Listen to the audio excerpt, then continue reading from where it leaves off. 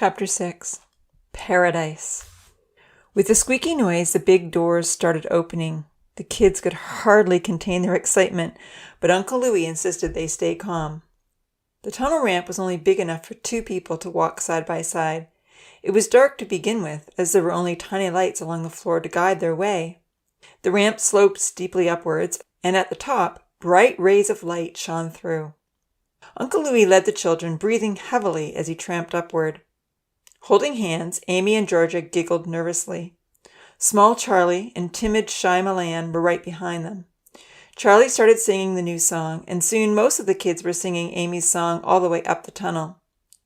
When they reached the top of the ramp, they could see lots of bright green straight ahead through the open doors. Everyone walked quickly toward the shining light. As much as Amy had been dreaming about paradise, nothing had prepared her for how beautiful it truly was. Once she got to the entrance, she stopped walking and stared open-mouthed in absolute astonishment. All the eager children behind her pushed her forward into the orchards. Even Rosa had a look of elation on her face. Amy found a spot away from everyone else, and with a rapturous look, she stretched her arms out and soaked in the beauty. She could see the bay, as they here called it. Light sparkled on the calm blue surface. A few brown speckled ducks were floating on top. One suddenly went headfirst into the water and waved its little webbed feet in the air. For one anxious moment, Amy thought it was drowning. But then all the others did the same thing, and the first duck bobbed back up with something in its beak. Ponce, Damien, Lima, and Franz had been dreaming about the water. They tore off their new vests and shirts and went dashing down to the lake. Uncle Louis followed them anxiously, repeating his warnings. There was no school scheduled for the first day in the New World. However, within a few minutes, it became obvious that swimming lessons had to start right away. Although Uncle Louis had never swum himself, the numerous YouTube videos he'd watched had given him a general idea of what to do. Plunging into the water with the boys, Uncle Louis tried to teach them how to float, while he experimented himself. It was a brand new adventure for them all. Wiry Ponce didn't want to listen and nearly drowned in the first few minutes. Damien pulled him out just in time. Amy wasn't sure about swimming. Seeing Ponce nearly drown and Uncle Louis struggling to keep his head above water, she decided it looked rather dangerous. She would rather explore. Turning her attention to the green field in front of her, Amy was quite proud that she knew what it was. "This is grass," she said out loud. "I know," Georgia laughed. Uncle Louis had shown them a picture book about children going to a farm. Looking up, Amy saw the cow and sheep were eating the grass, just like they did in the farm book. She reached down and tried some, but she wasn't impressed. She spat it out. Georgia and Venitha giggled. "You're not a cow," they teased. Amy made a face and twirled around in the field, singing, "I'm not a cow, I'm so glad to be me." Behind the field, the hills rose up, lined with trees, lots of pretty green trees. 2 colorful birds with bright blue, green, and red feathers flew through the air effortlessly, narrowly missing Amy's head. Amazed, she watched them flap their little wings and glide up and down. "How do they do that?" she marveled out loud. Flapping her arms wildly, she ran forward, even though Uncle Louis had told her that only birds and insects could fly. "Oh, how I would love to soar all around like that," she sighed happily. The birds were soon out of sight, heading toward the rock cliff which stood above the hills on either side. It had a big plateau on top. "Maybe I can climb up there," Amy thought, feeling this would be the second best to flying. In the distance, she spotted the shapes of 2 deer standing on the cliff. Startled by all the noise the children were making, they suddenly turned and ran off. "Oh, I hope I can make friends with them," Amy said. All around her were trees loaded with colorful fruit. Seeing the gardens filled with many flowers like those Uncle Louis had tried to draw for them in the nursery, Venitha rushed to examine them more closely. She discovered they were so much prettier than his drawings, and the roses smelled wonderful. "Oh, I love them. I want to pick them. I want to smell them," she called out.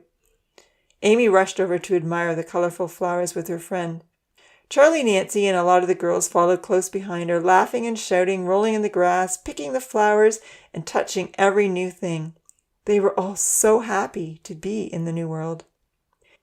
Coming to the edge of the garden, the girls looked back to see that Zahir, Vahid, and Milan were testing the fruit in the orchard.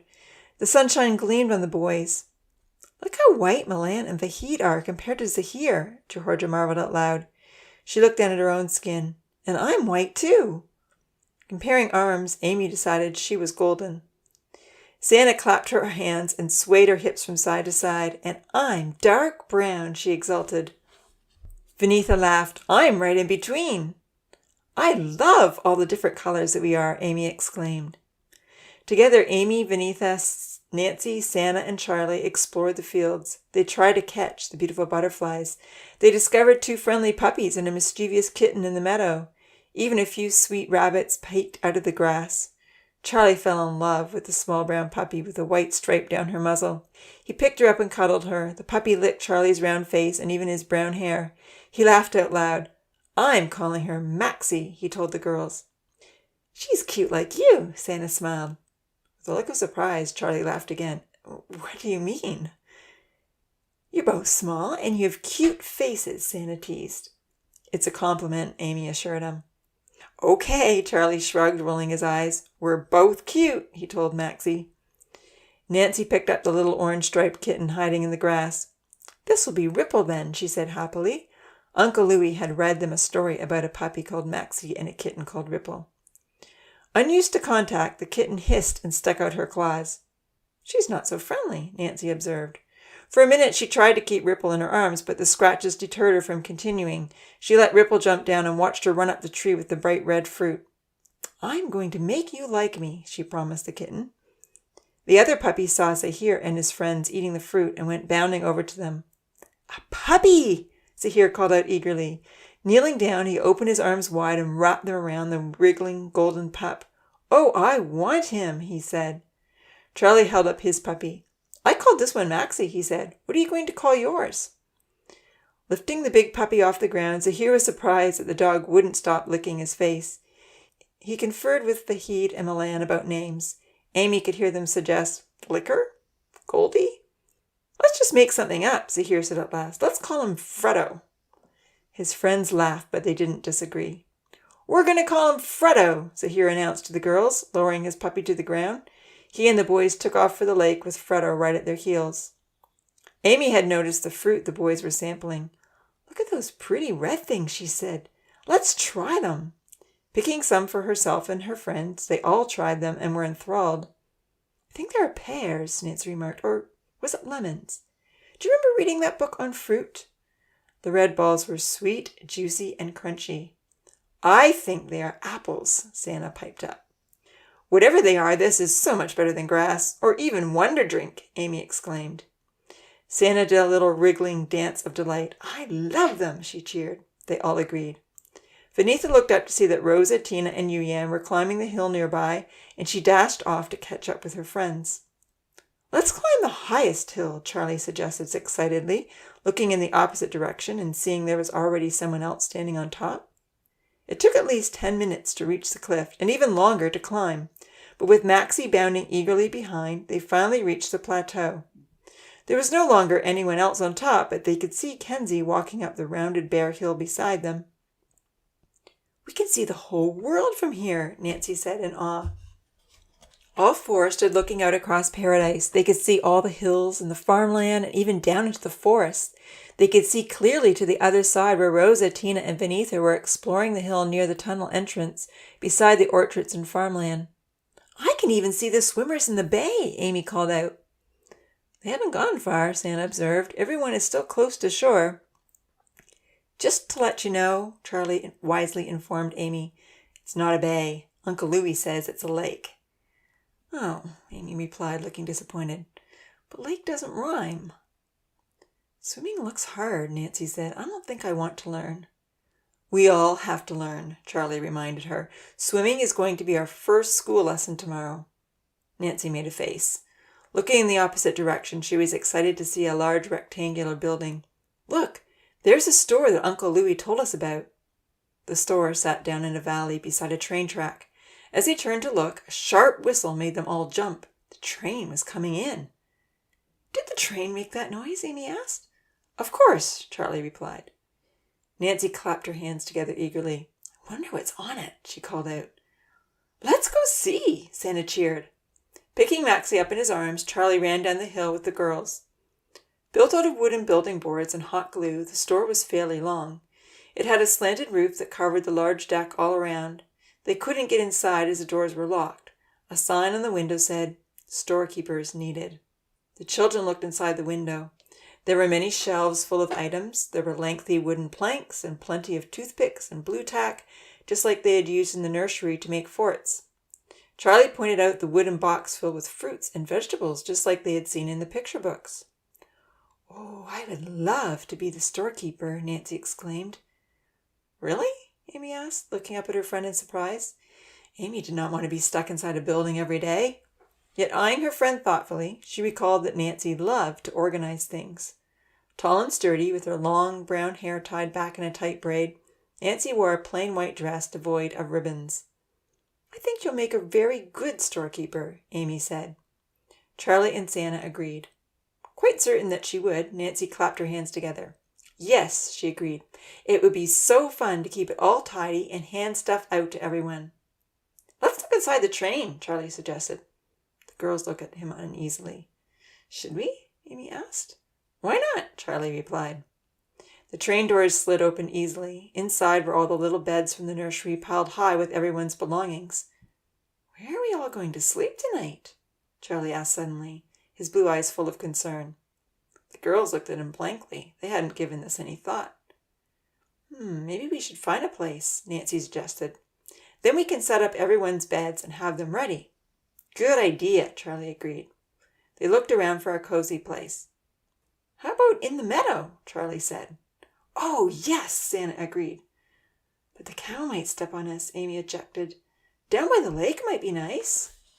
It's too far to carry everything," Charlie argued. "The store has a big flat part all around it," Nancy observed. "That's a deck," Charlie said. Amy looked at the deck and the roof that stretched over it. Having been used to sleeping in a cozy rectangular room, this seemed like a good substitution. "Yes," she nodded. "I think this is the best place to put the beds. Then we can all be together." The others agreed and began pulling out the wooden box beds, helping each other to carry them one by one. They set up a girls' section on one side of the deck and a boys' section on the other. Uncle Louie's bed was positioned right in the middle. They were really hungry when they had finished the job. "How do we get food?" Amy wondered. Thankfully, Uncle Louie arrived, wet and bedraggled, with 4 waterlogged boys in tow, wearing only their knee-length pants. Zahir and his friends were following a short distance behind, and Zahir had the golden-haired puppy in his arms. "Well done," Uncle Louie praised, seeing all the beds laid out. "This will be a good place to sleep tonight." With a pleased expression, he looked at the 3 children who had set up the sleeping quarters. "Thank you for organizing us all," he said. "Eventually, we'll start building homes, so we will each have our own shelters." "We get to build homes?" Charlie repeated. "Anywhere we want?" "Of course," Uncle Louie replied. "This is your world. Everyone gets to make a home where they would like to live." All the Tonies looked up, some with alarm and others with excitement. "Can't we all stay together?" Amy asked, twisting her hands nervously. Santa pleaded. "Can we live with you, Uncle Louie?" "Can I too?" Zahir begged. Georgia, Lily, Rosa, Vahid, and Milan all wanted the same. Uncle Louie smiled kindly, seeing the wild-eyed children. Close by Zahir, he tousled his dark curly hair. "You will all be very safe here in paradise," he assured them. "But if you want to build a big house and live together, that is fine by me. Although," he paused, looking around awkwardly, "for now girls will live with girls and boys with boys." No one protested this arrangement. Amy and Santa clasped hands. "We're together," Santa said, "and we get Uncle Louie." Uncle Louie smiled, but he didn't commit. Georgia dashed over to cling on to Amy's arm. "Me too," she declared. "I want to be in the meadow," Charlie said without hesitation. His puppy barked and he laughed. "And so does Maxie." Vahid and Kenzie chose to be with Charlie. Yuyan, Rosa, and Vanitha linked arms. Tina ran over to them. "Beach for me," Damien and Lima called out in unison, and then they looked at each other and laughed. "I'll take the highest hill," Ponzi announced. "But I want it," Odin shouted, his pale blue eyes suddenly intense. "I said it first." Odin pushed Ponzi, and Ponzi tried to push back. Odin was bigger and heavy-boned, while Ponzi was lean and very wiry. As they began a shoving match, Uncle Louis strode over and pulled them apart. "Boys, cut it out," Uncle Louis said sternly. "This is a big world. There's room for everyone. You can both have a house on the hill. You're friends, remember?" The two boys glared at each other. "I get the flat side," Ponzi whispered. Odin was about to argue when Amy's stomach growled loudly. Everyone laughed. "How do we get food?" Amy asked politely. "I am so hungry." Everyone began complaining about how hungry they were. Uncle Louis held up his hands. "Calm down, everyone," he said. "There will always be food available. You saw the fruit on the trees, and the professor has never let us down." Reaching into his pocket for a key, Uncle Louis unlocked the door. "For now, we are able to help ourselves to food in here. But once we get storekeepers—" "Oh, I want to be a storekeeper," Nancy piped up. "Great," Uncle Louis replied with a smile. "We'll let you try it out and see if you like it. And once we have everything sorted, we'll trade for food."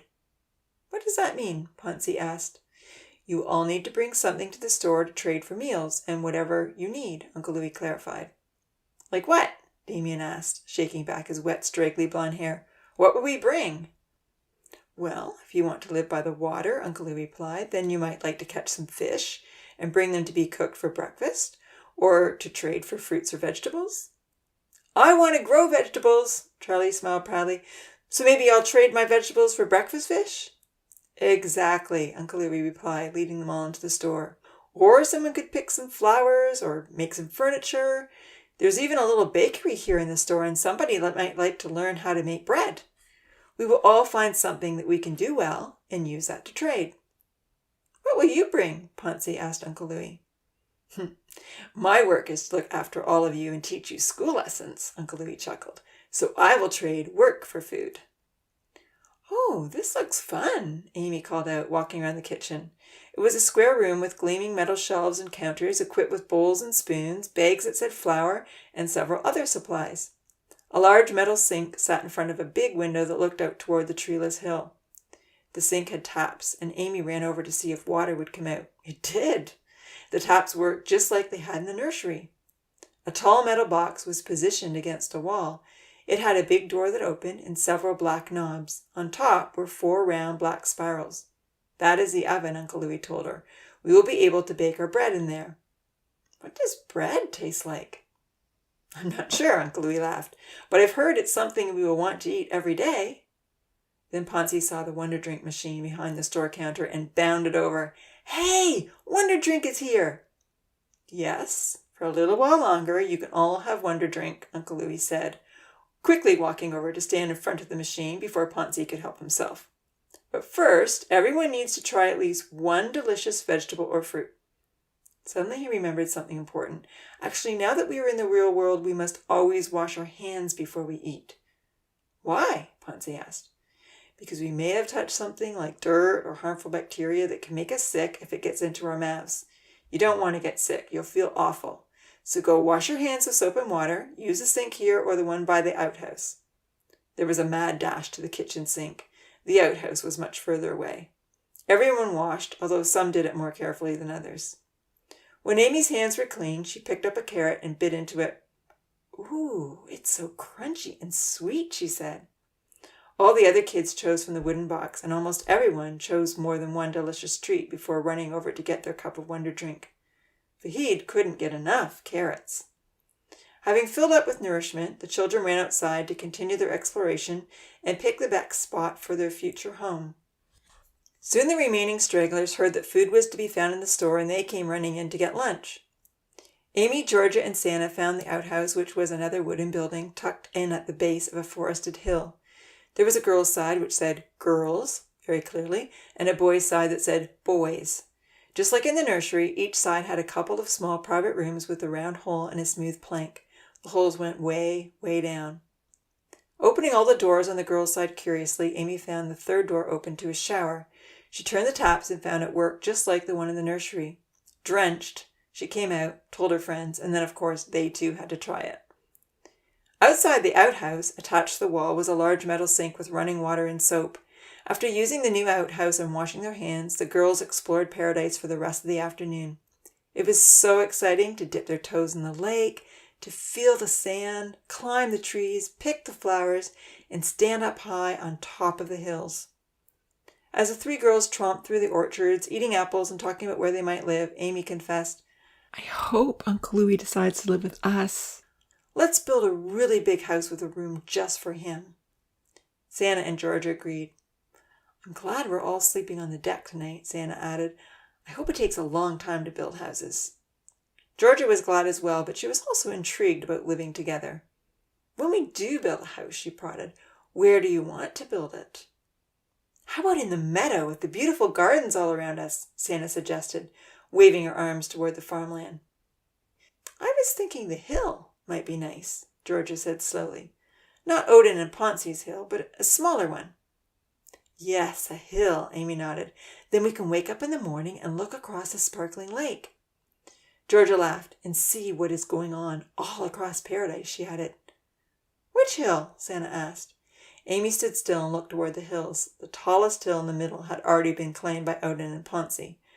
There was a hill on either side of the rocky cliff. One was grassy and rounded, but without trees.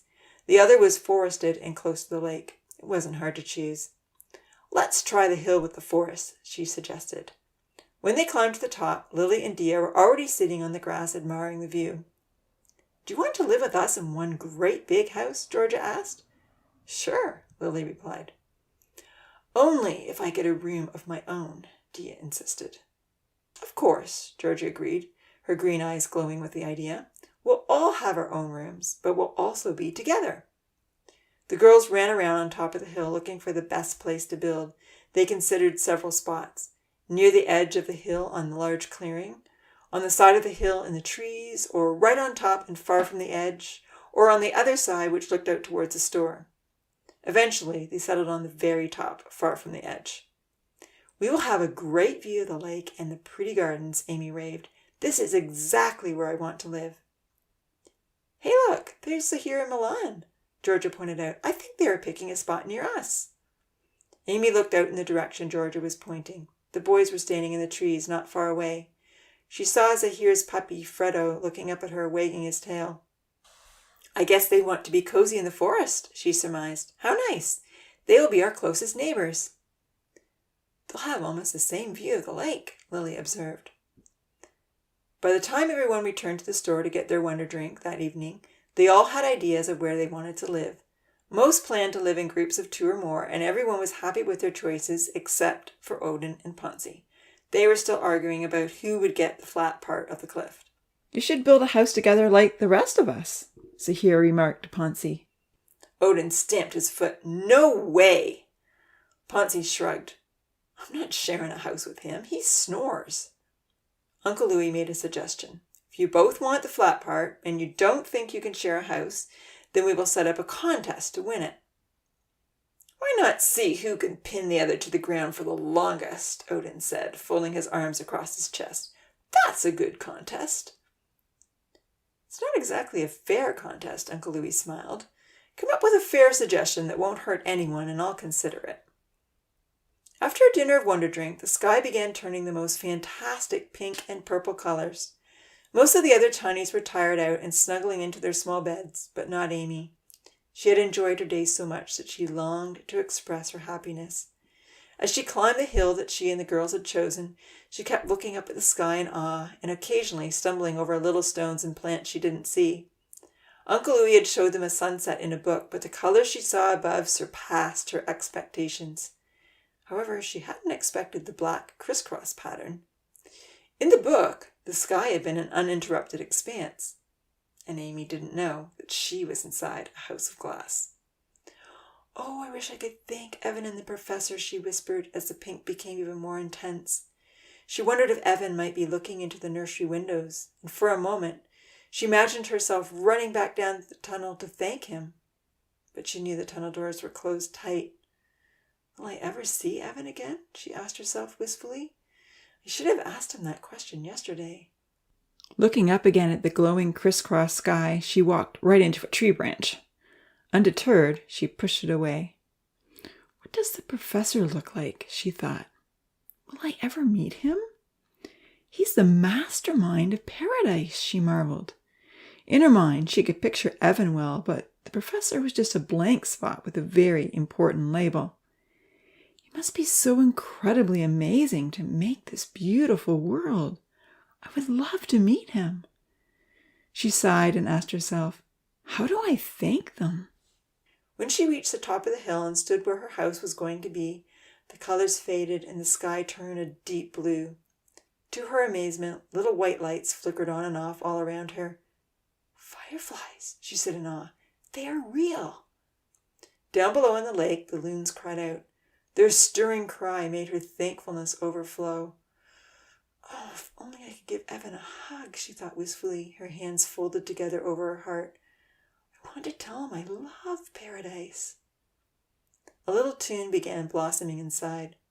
Standing on the hill under blue sundress, Amy hummed and twirled, enjoying the way the ribbons floated and wrapped around her. Then she began adding words to the tune.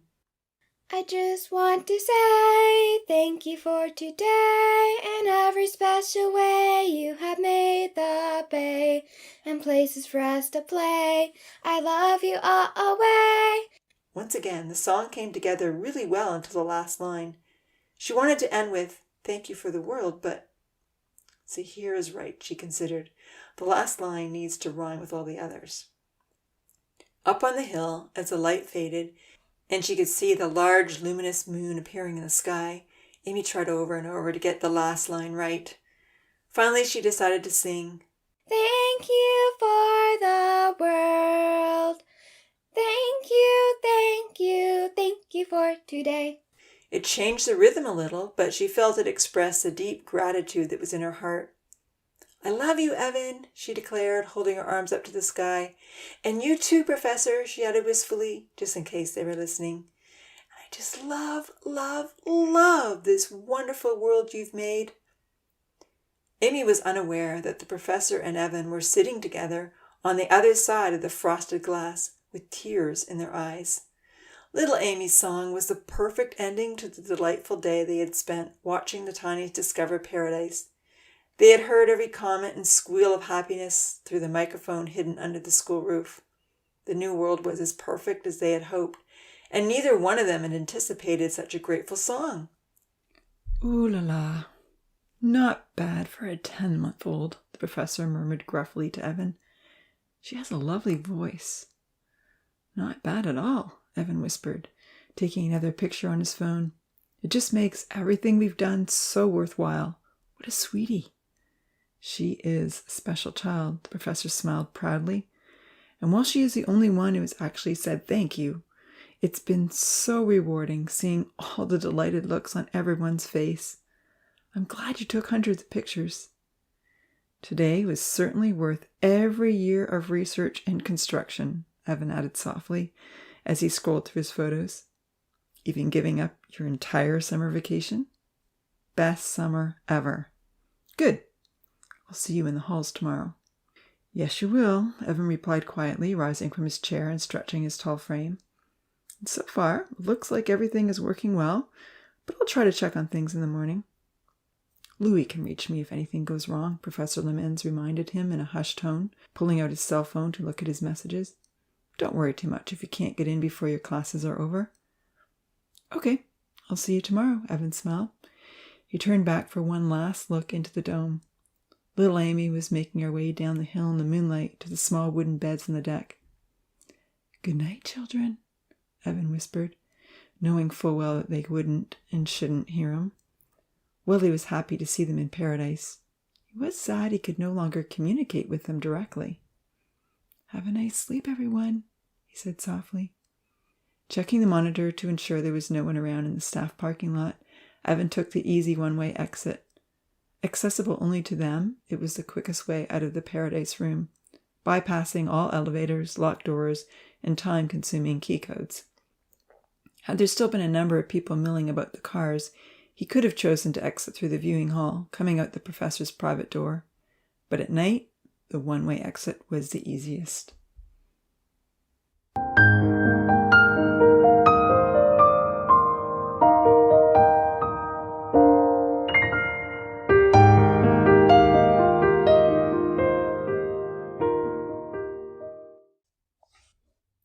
Chapter 7. A Hot Day.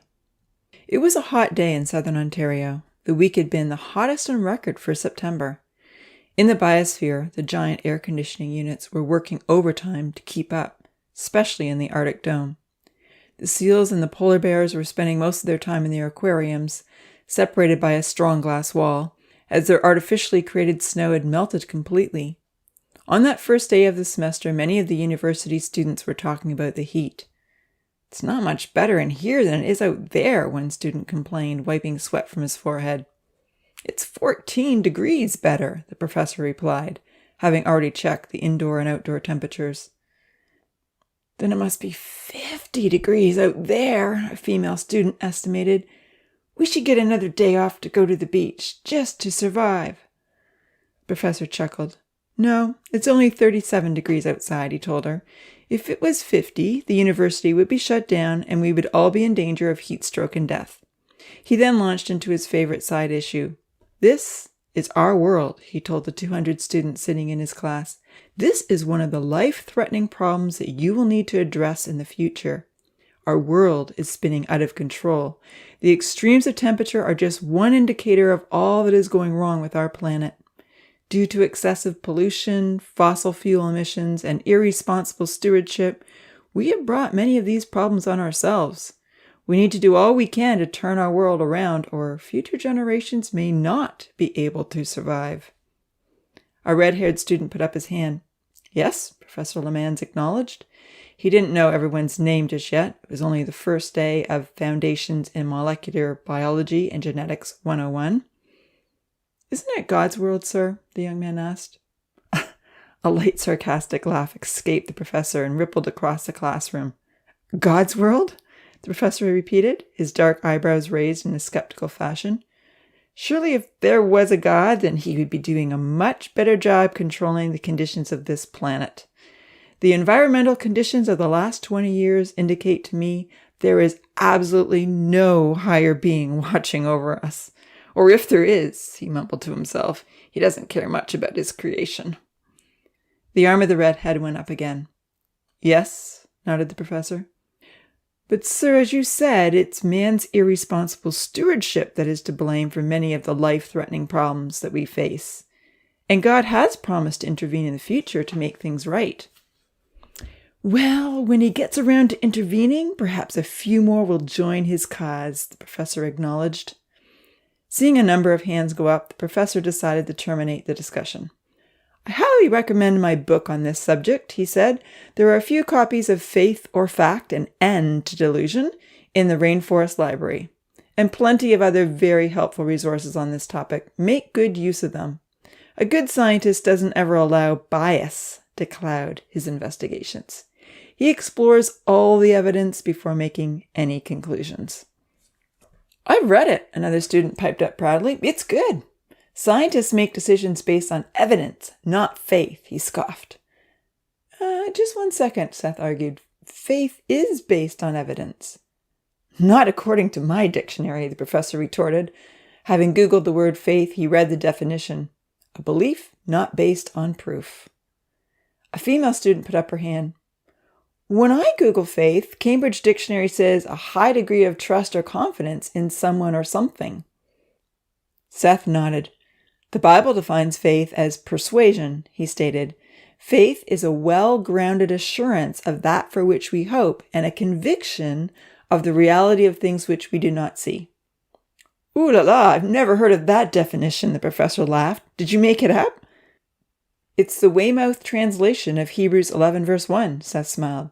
"If you look up the actual meaning of the Greek words, it's even stronger." "Sir," Seth pleaded, "we all see and evaluate the same evidence. Some believe the evidence happened by chance, however improbable that may be, while others see the evidence as proof for an intelligent creator. There is a measure of faith required whether you believe in creation or evolution.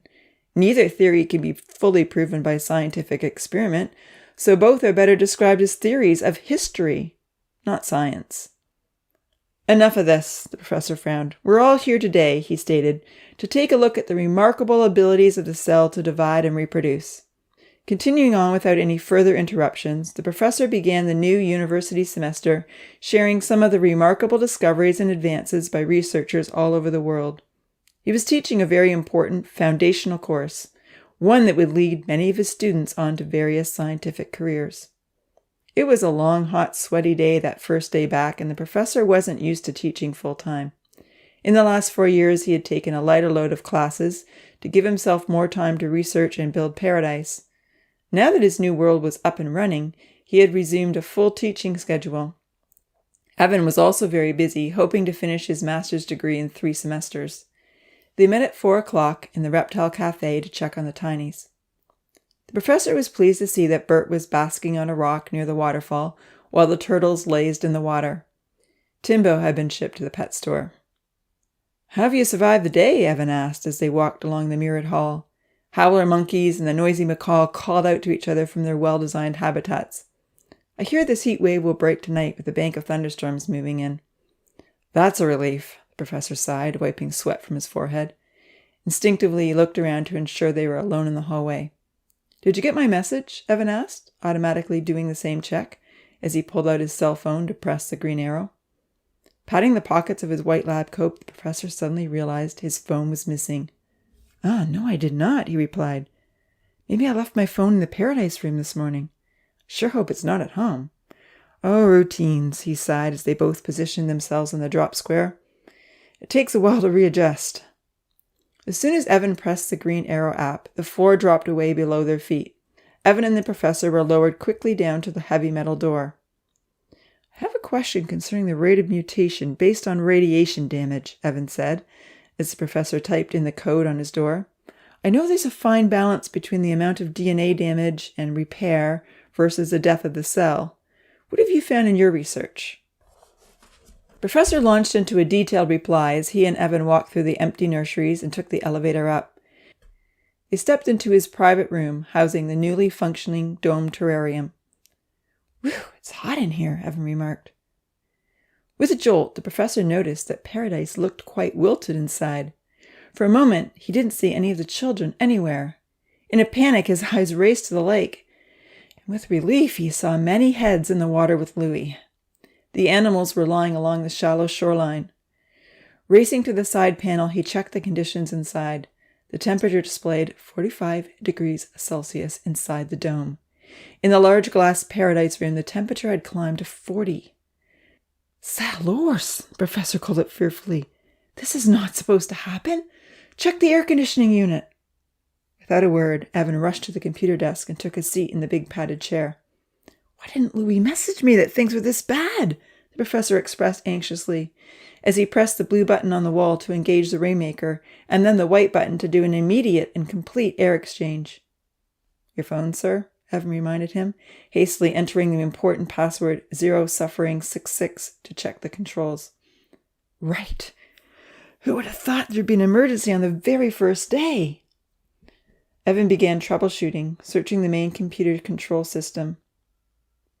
Little voices were coming through the microphone and over the speakers as the anxious professor ran over to view the lake.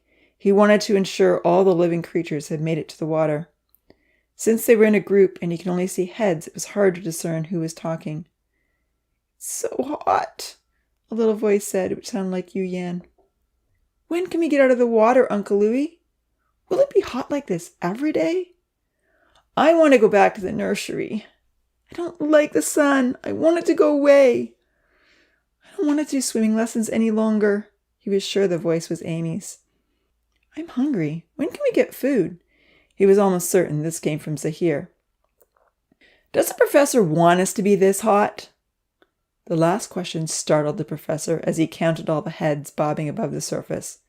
"Do I want them to be this hot?" he reiterated to himself in utter disbelief. He wasn't sure who asked the question, but he imagined it was Ponzi or Odin, or maybe even Franz. In his mind, he thought, "They have no idea how hard I've worked to ensure that Paradise is perfect." "Yeah," Odin added. "Are you sure he knows what's going on? Or is he doing this on purpose?" Inside Paradise, sitting in the lake with all the children, Louis responded quickly. "Definitely not on purpose. The professor loves us. Let's be thankful that he gave us all this water to keep cool." Santa's voice piped up. "And we should be thankful to Lima and Franz for telling us to come in here." Yes, Uncle Louis acknowledged gratefully. This was an excellent idea, boys. This is the place to be on a hot day. It's always the place to be, someone cried out. Swallowing hard, the professor counted the animals he could see lying along the shallow shoreline. He was furious with himself for not inspecting his controls on his lunch break. He had been so confident that everything was working as it should. He hated to see any kind of suffering in his beautiful world, and if even one of the tinies had died as a result of this malfunction, he knew he'd be totally devastated. Anxiously, he also considered that if the public ever found out about this system failure and the length of time he had taken to respawn, his hopes of continuing on as the guardian of paradise could be dashed. Having determined that all of the living creatures had found their way to the cooling water, Jax Lemans hurried over to see if Evan had found a glitch in the program. On top of all his worries and concerns, his heart ached that some of the tinies were questioning his motives. How could any of them think that I wanted this to happen? He asked Evan quietly. There are only a couple that do, Evan assured him, his eyes scrutinizing the data scrolling by on the main computer screen. They are just kids. They have no idea how much intensive research and effort has gone into making their world absolutely perfect. Louis's patient voice was still responding to the children's complaints. Just a little longer till things cool down. When it starts to get dark, it will cool down for sure. Then we'll all go and see what we can make for dinner. Tell me what you're hoping for. I think I found the problem, Evan called out. There was an error message on the heat transfer unit. I'll try a reset. Merci beaucoup, Jax exclaimed with a sigh of relief, as the raindrops slowly crept over the hills in the north and the air exchanger knocked the temperature down 1 whole degree. He noticed the edge of his phone under a research paper. Picking it up, he saw there were 5 messages from Louis, all warning of the intense heat and asking for help. Poor Louis. I must have really let him down today, the professor mused quietly, walking over to the dome to look in. The reset worked, Evan whispered loudly. Likely it was a system overload, he replied softly. I guess we'll need to keep a better eye on the controls should we reach extreme temperatures again. Let's sync my phone to the controls as well as yours, Evan suggested, keeping his voice low. We should have done this from the beginning. Jax Lemans didn't disagree. It was a completely unfortunate oversight. As Evan worked on syncing his phone, the Rainmaker reached the lake. It was the first time the children had seen rain. The wonder of little drops of water falling across the lake and landing on their heads quickly distracted them from the heat. They tried to catch it. They tilted their heads back to feel it fall into their mouths. They laughed and held up their hands. And Georgia was the first one to spot a rainbow.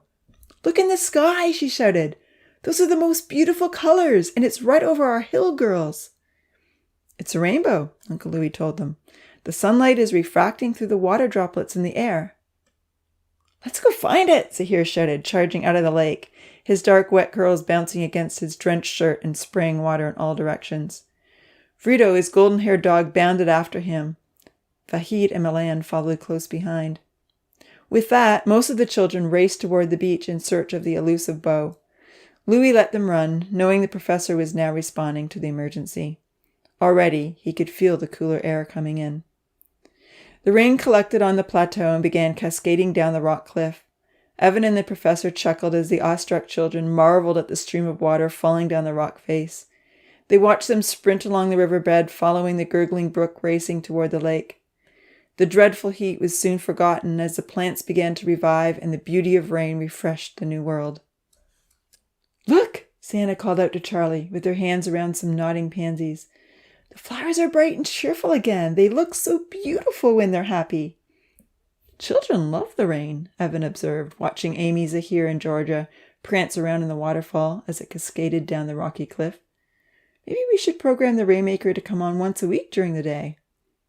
It'll just be an inconvenience, the professor replied, shaking his head. Any towels or laundry they've hung out to dry will get wet. Once in a while rain might be fun, but I'd rather leave it set for the night hours. While Evan didn't fully agree, he said no more. He didn't feel it was an important issue.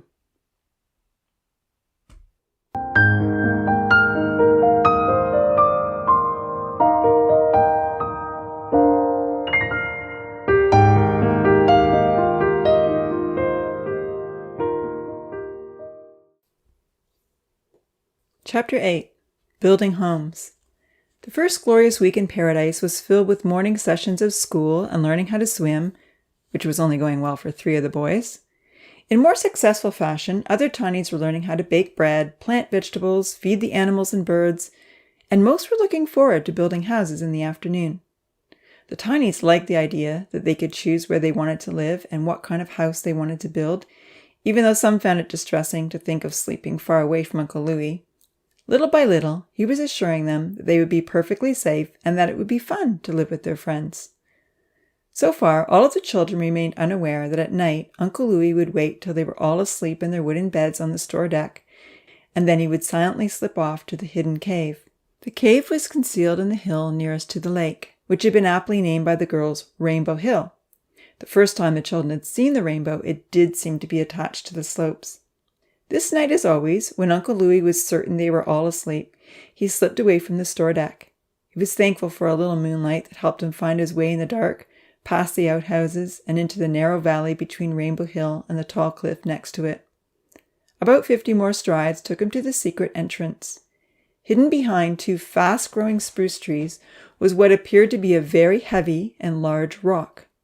However, Louis knew that this fake rock could be easily rolled to the side, revealing a locked door.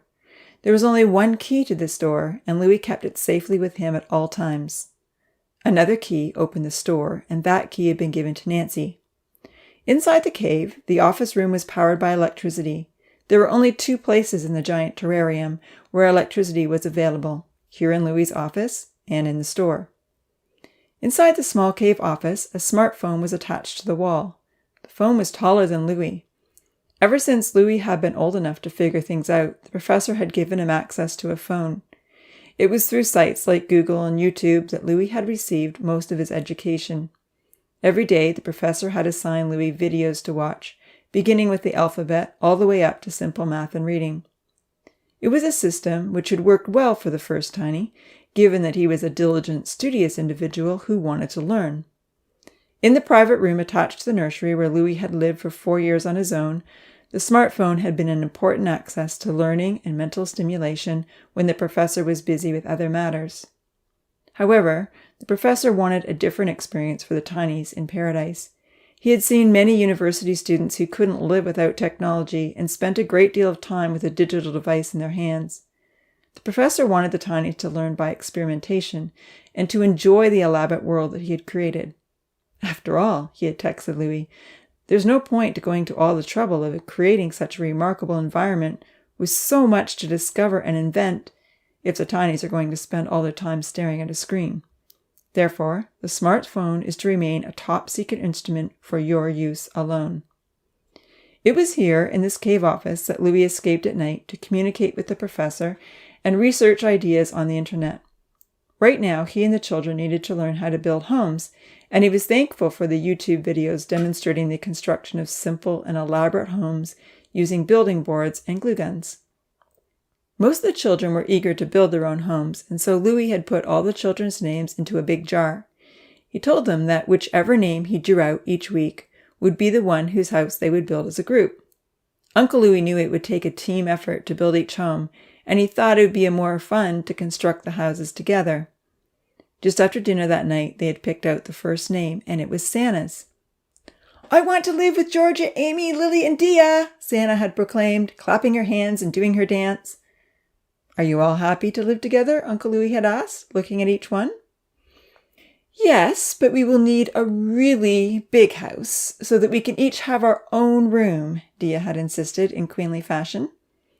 So Louis was looking for plans for a mansion made with popsicle sticks, or as the tinies called them, wooden building boards.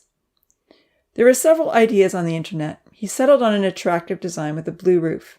It had sufficient rooms for all the girls, with little decks and a lovely fence that went all around the property. He watched the video and then copied the link, sending it off in an email to the professor. "Please give us a printout of these instructions and a picture of the house," he texted. "Another carton of popsicle sticks and glue sticks will come in handy as well. A lot of materials will be required for this mansion." "I'll send them in tomorrow morning on the train," the professor replied immediately. After he had given the professor the daily briefing and they had chatted about what the tinies were learning well and what they were not, The professor gave him a few more tips on how to swim. It had all sounded simple enough to Louis until he had tried in the lake. They said goodnight, and then Louis left the office cave, locking the door behind him and rolling the rock facade back into place. Still not tired, he walked to the clearing at the top of the hill, only a stone's throw from the area the girls had marked out for their mansion. He was pleased the girls would be the closest inhabitants to the control cave. He knew they were very unlikely to spy on him or snoop around at night. Had Odin and Ponzi chosen the same location, he knew he would be concerned. Sitting down, Louis looked up at the night sky, full of stars. The black crisscross lines weren't as noticeable when the sky was dark, and everything above had a more uniform appearance. Down below, a fingernail moon illuminated a shiny path across the peaceful water. There were never any waves at night. The waves came only after lunch and lasted until dinner time. A few ducks bobbed up and down as they floated across a silvery reflection. Little birds twittered good night to one another, and the cry of the loons echoed across the lake. 3 boys, Damien, Lima, and Franz, lay stretched out on the sand, fast asleep. They had claimed the beach for their home, but were uninterested in building a house. Unfortunately, Louis thought to himself, the Beach Boys aren't willing to help anyone else build either. And they sure don't like the bartering system. I think those 3 would be quite content to remain on Wonder Drink and sleep on the beach for the rest of their lives. However, he pondered with a smile on his face, they may be the first to invent a flotation device.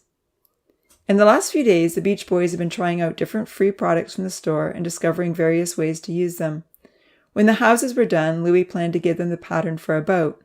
For now, they were learning a lot from their own experimentation. Louis gazed across the meadow where the new veggie garden was thriving with tiny tomatoes, carrots, cucumbers, peppers, squash, onions, and potato plants. The 7 children who helped plant the garden had each taken one area to maintain. Some things required extra watering by hand, and often grass tried to grow where it wasn't wanted.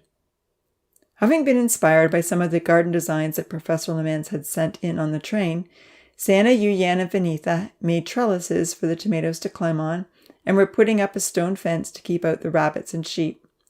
Maxie was their loyal companion, and did her best to keep the small garden predators away. There was plenty of food in other places for the rodents and birds to eat. Charlie, Vahid, and Kenzie had been the first to claim the farmland and were making plans for a house right across from the garden, next to the tunnel entrance. Just over from the gardens, partway up Mining Hill, the other 4 girls had chosen to build a house in the orchard. Tina, Vanitha, Yuyan, and Rose's house would be in a quiet area which looked out toward the lake, surrounded by peach and cherry trees. Getting to his feet to walk down the hill, Louis glanced up at the rock cliff. Kenzie had coined the name Cascading Mountain after seeing the waterfall. The majority had liked the name. Unfortunately, Ponzi and Odin had been unable to find a way to share the mountain plateau. They had decided instead to compete in a race to scale the cliffside, with the winner earning the property. Having agreed to compete, the lean, wiry Ponzi had won, and Big Odin was still brooding. He didn't feel it was a fair competition, and Louis felt badly. The wrestling contest would have favored Odin. Paradise was supposed to be a world of complete happiness and fairness for everyone. Louis wondered if there might have been a better way to settle the matter. Reaching the store deck, Louis lay down in the blanket he had spread on the soft grass. He heard one of the boys stir. "Where are you?" Ponzi asked, one dark eye peering out from under his mass of tangled black hair. "Just up on Rainbow Hill looking at the moon," Louis answered. Ponzi looked up at the sky. "That's nice," he said, and then he fell back to sleep. Wide awake, Louis determined someone needed to cut the boys' hair, since they didn't look after it the way the girls did. He had one very small sharp knife that he used for himself, but he knew it would be painfully slow to cut all the boys' hair in the same fashion. Then he started wondering where it would be best to build his own house once the children's homes were finished. He wanted to be somewhere central, somewhere they could easily find him. Besides, all the best scenic views had already been taken. Right here by the store might be ideal, he thought sleepily. Nancy had already taken the one spare room in the store and was doing a great job of organizing everything and everyone that came to trade. Often the quiet and reliable Milan joined her. They had opposite personalities, but seemed to work well together. It's all going as planned, he thought before falling asleep. There's something for everyone to do, and everyone is happy, except maybe Odin.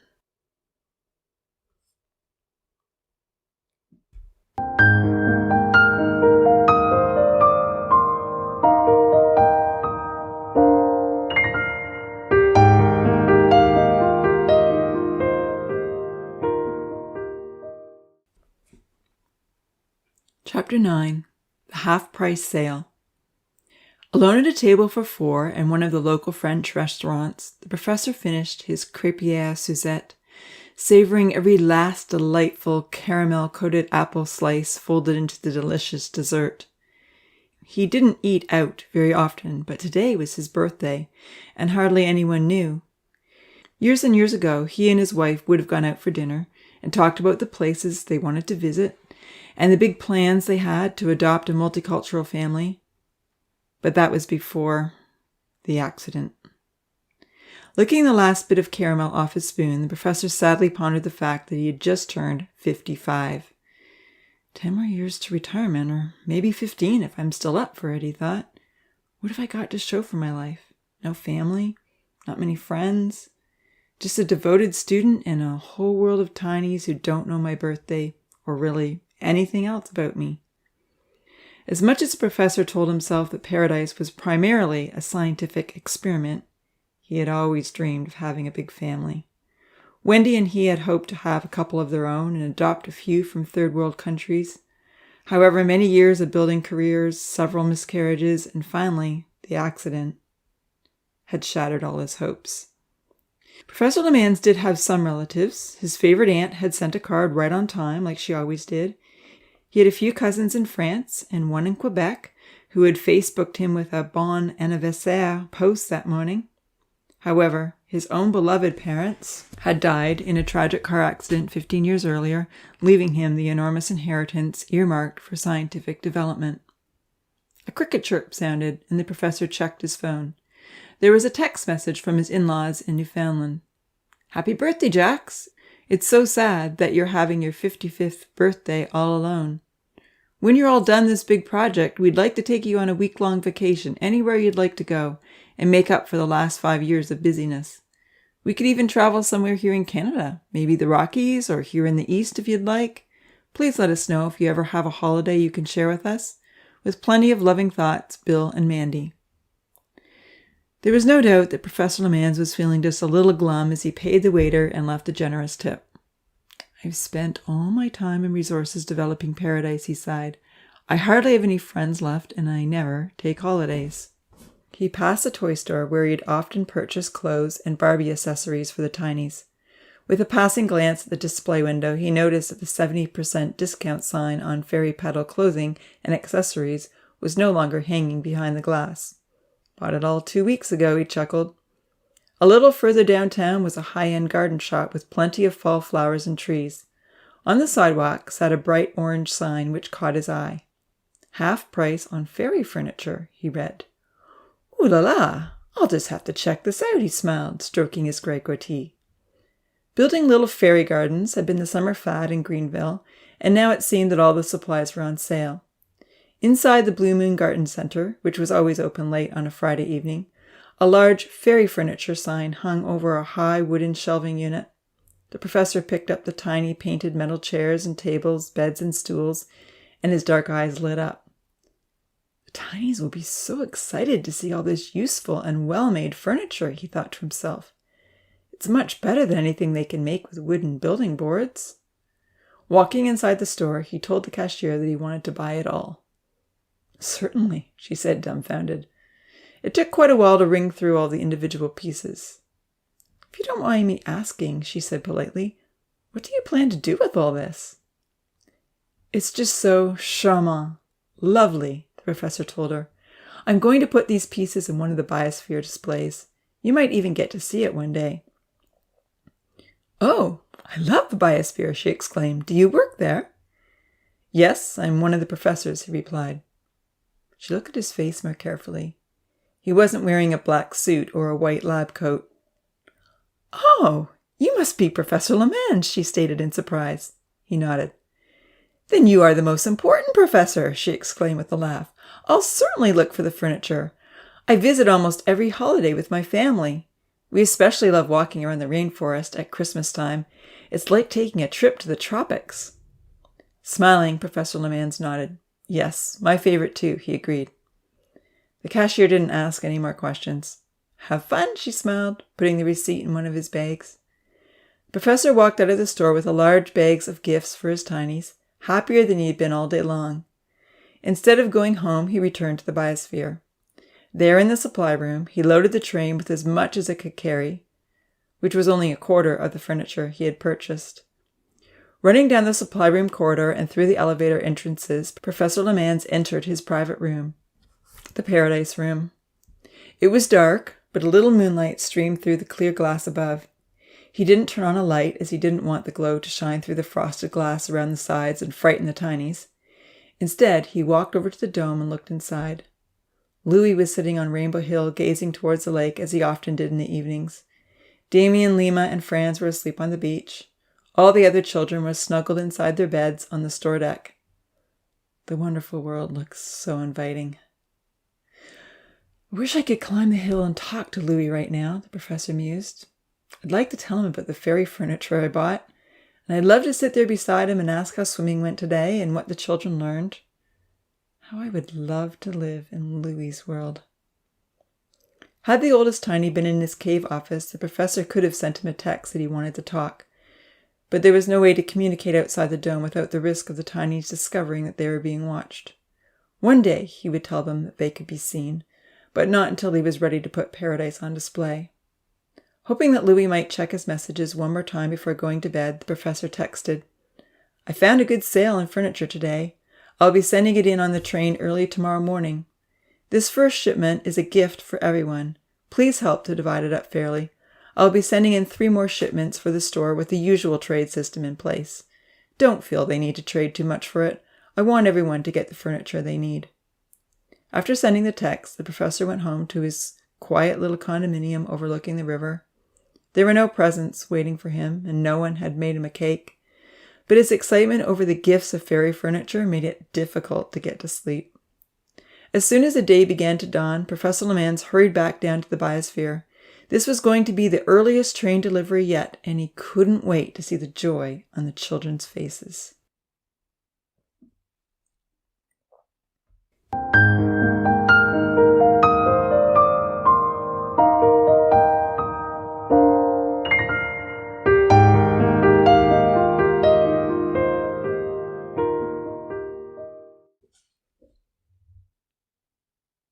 Chapter 10. The Gifts.